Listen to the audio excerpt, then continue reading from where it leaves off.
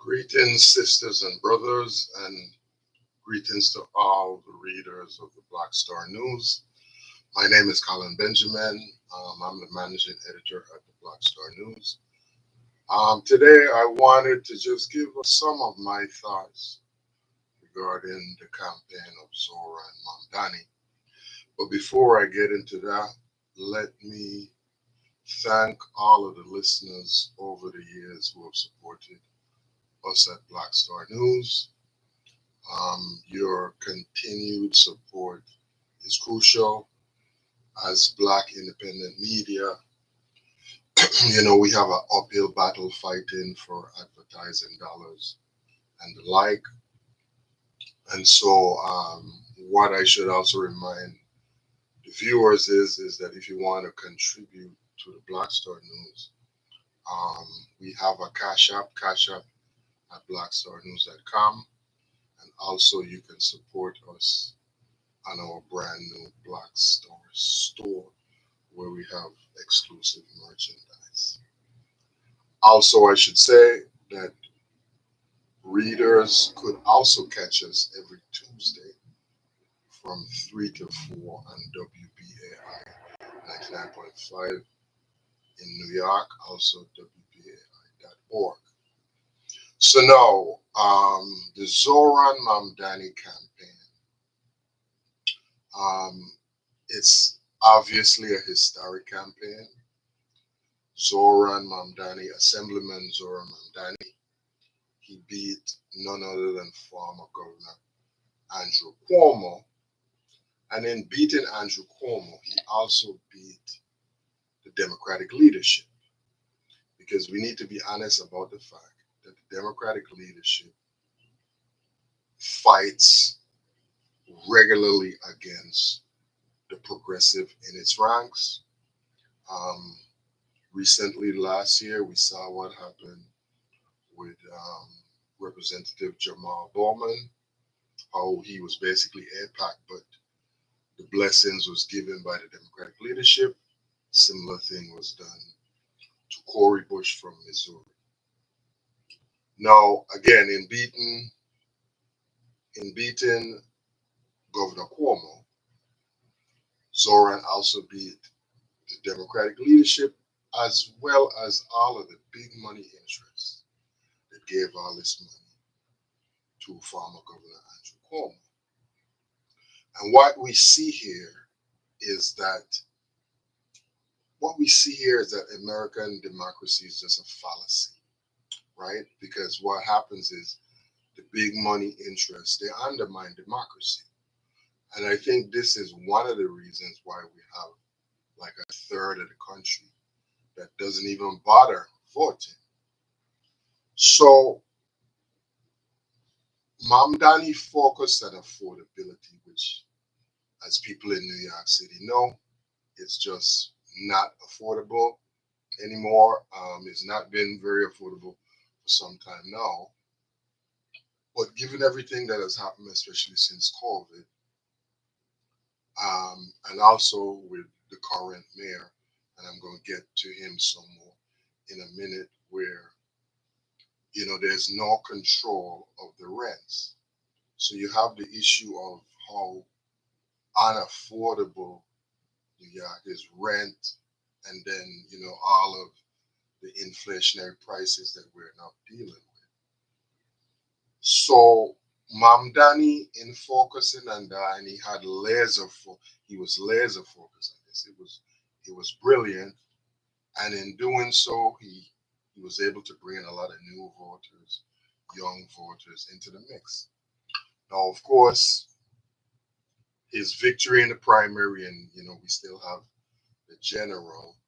It has all these big money interests so afraid, and you're hearing all this nonsensical leaving the city, in terms of the wealthy and all of this garbage.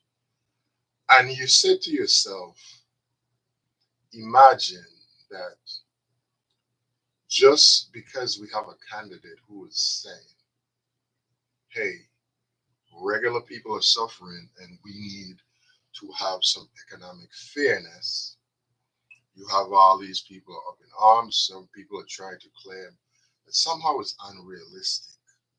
Some of the things that Mamdani is talking about. Somehow it's unrealistic to have affordability. It's unrealistic to have. I've heard some of them talking a bunch of nonsense about how crazy it is to have, some grocery stores that maybe run, you know, um, in one in each borough. And in some of these boroughs, I know, like in Harlem, when me and Black Sun News publisher Milton Amadia, who by the way is also a co-host on our Black Star News program on Tuesdays, when some years ago when we used to do these travel in Harlem in particular, one of the things that amazed me was how far the distances we could go in Harlem and don't see any grocery stores. We see all these fast food stores.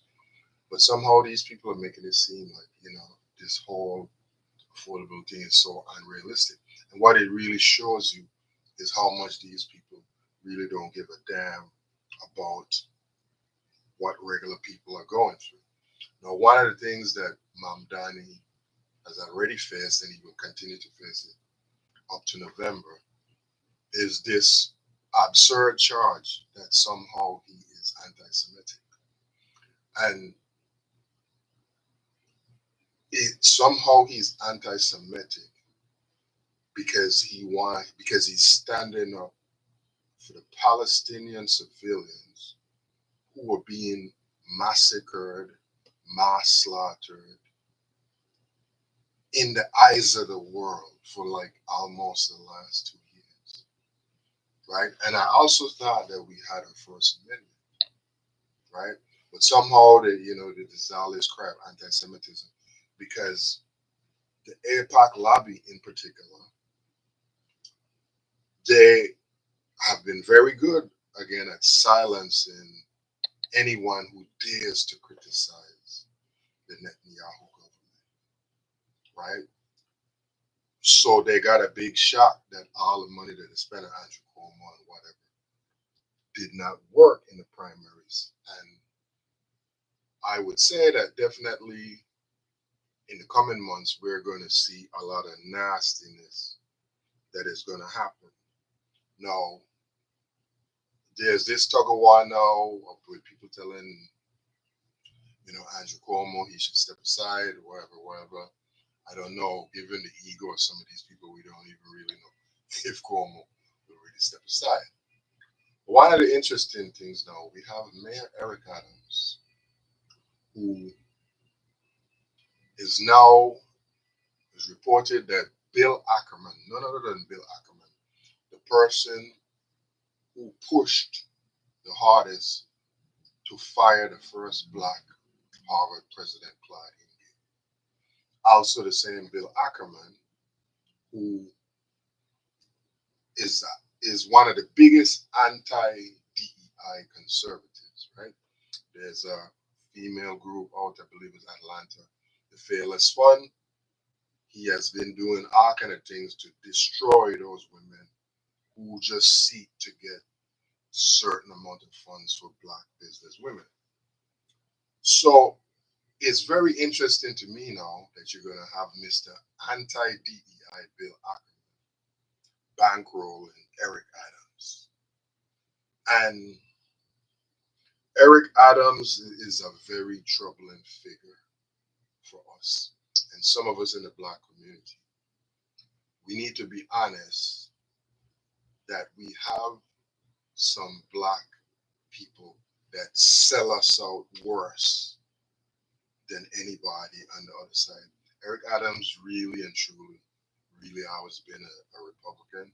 He just ran as a Democrat because he knew trying to win as a black Republican in New York City wasn't wasn't really going to fly.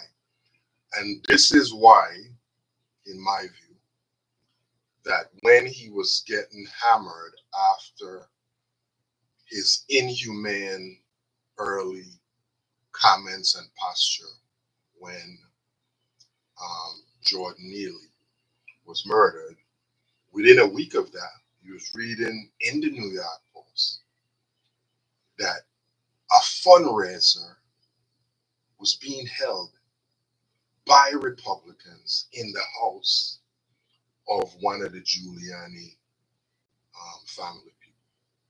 Quite interesting, right? But if you look at his policies, you could see clearly he was always right wing. Even before he got in the Gracie Mansion, he was fighting with people in city council regarding them trying to limit how solitary confinement could be used in the prisons. Right after he got in, he ran up to Albany to say, "Oh my God, the bail reform bill, it's bad," right? Which is a bill that people work on for decades that benefits a lot of our people who get certain times railroaded on charges, but you don't have the money for the bail, so they stay in there and basically sometimes a lot of times get forced into plea bargains, right? After that, he said he dispatched his then police commissioner Ketchum Sewell to go to Alvin Bragg to complain because Bragg had said that he no longer was really interested in doing none of these lower level so-called crimes. So he dispatched her up there to say that somehow Bragg's stance and that was somehow going to hurt, somehow was going to be jeopardize the safety of the officers. Pure nonsense. So now we see that Adams is now there. I guess they're Black Hope to beat Mamdani. Since by everything what it seems, it would be difficult for Cuomo to beat him. So I guess they want their bankroll and Adams and Black New Yorkers should think of this. Eric Adams is naming his campaign something like "Fight Anti-Semitism," and Black New Yorkers should ask yourself the question: we are not saying that there is not anti-Semitism, but is there any worse hate than anti-Black hate? And here we have a Black mayor going to call his campaign the anti-Semitism campaign, right? So Black people should be asking, who does Eric Adams really work for? Now, one of the things now that he and some of his people want to do, they now want to try to attack Zoran Mamdani because when Zoran Mamdani 20 years ago when he was trying to get into Colombia, besides checking the Asian box, he also checked African American. He was born in Uganda, wherever. So a bunch of them now trying to say, "Oh my God, he's trying to claim that he's Black." And this tactic is also going to be used by Adams and some high profile, so-called, you know, some high profile personalities in New York. Let me just leave it at that. Who are also trying to hint that somehow Mamdani was trying to do some fraud. And why is absurd to me with this is the notion that somehow putting Black on his application was somehow going to help him. In my view, him putting Black on it is probably why he never got into Colombia to begin with. Because the people them who were looking at it probably saying, "But wait a minute, you're already brown and now you want to put Black on it too?" It's absurd. And one of the things is, like the saying goes, people, when something is repeated over and over again, even if it's a lie or even if it's nonsense, a lot of people just believe in it. For a long time, I've always questioned, like, where do they get this nonsense that somehow putting Black and these college things or it somehow is a benefit? How? A lot of us have just accepted it because a bunch of people say so. How? I also I think from everything I've seen with his parents, um, like again, his mother is a filmmaker, his father is a famous academic.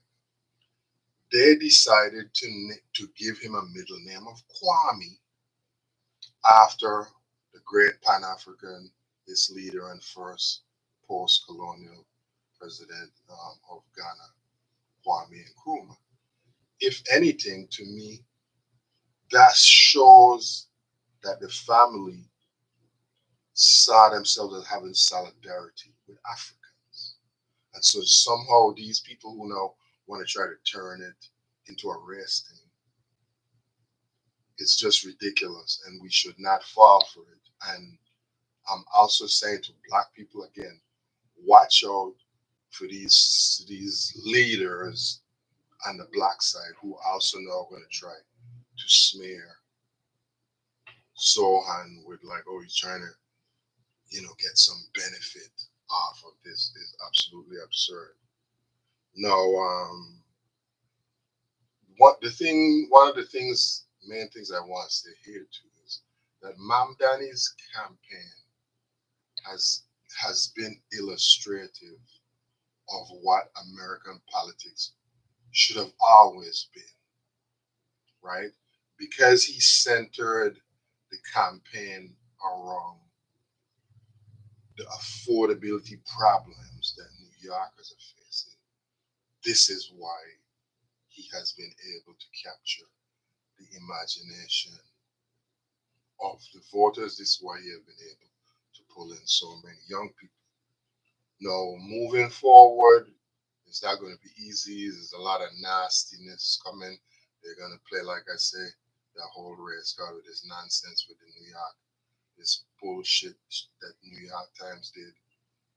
And actually, I should also say, the New York Times should be ashamed of themselves with that story where the person who they got it from, he apparently hacked the information, and he's also this racist eugenicist, right? And also, we should say too, the New York Times was telling people not to, basically not to vote for Mamdani, right? So what you see there is that the New York Times, they're not really for the people either. They are, they're with the corporatists and the wealthy. Now, again, moving forward to November, um, besides this whole nonsense with the race thing with Colombia, they're going to play a lot of this supposed he's a anti-Semite nonsense. But again, it should be noted that several high-ranking Jewish politicians in New York, Jerry Nadler, as well as Brian Lander, who crossed endorsed him and helped make it where you didn't need to count anymore after the first night, is Jewish. And why you think that if somehow he was this raving anti-Semite that people like Brad Lander and Congressman Nadler and even Senator Bernie Sanders would endorse him is total crap. But we're going to see a lot of this. They're going to throw everything at him. AIPAC is going to throw in whatever money. All these other big money people, including the people in real estate, who also Eric Adams worked for, they're going to be training all kind of money to stop him.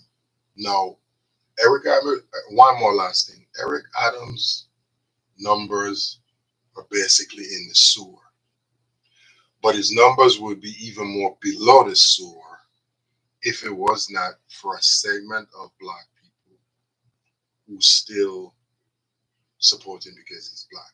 And one of the questions that we black people have to ask ourselves, why do we continue to support people who have not delivered for us, right?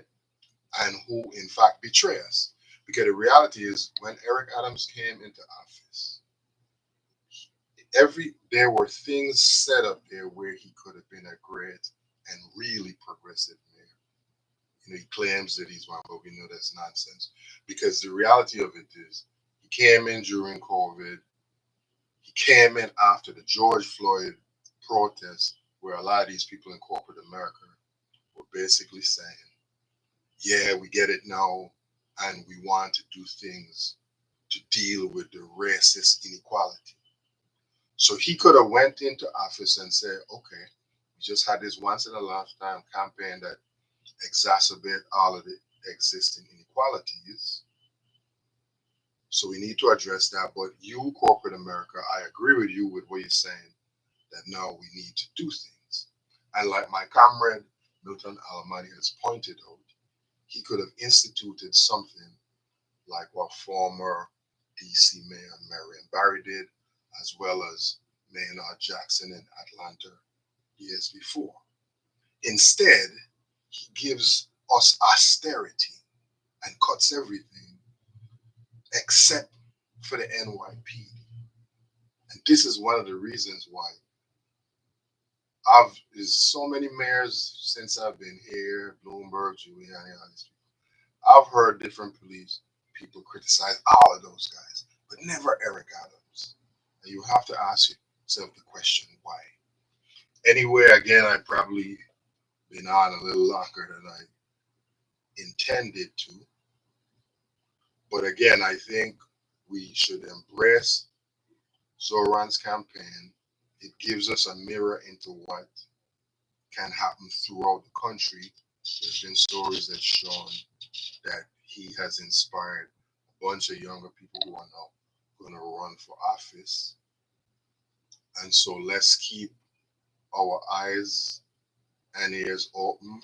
Let's see and analyze what all these people are going to be trying to do to cut him down, including those in the Democratic leadership. And a lot of voters need to start to realize that it's not just about voting every 2 years, every 4 years.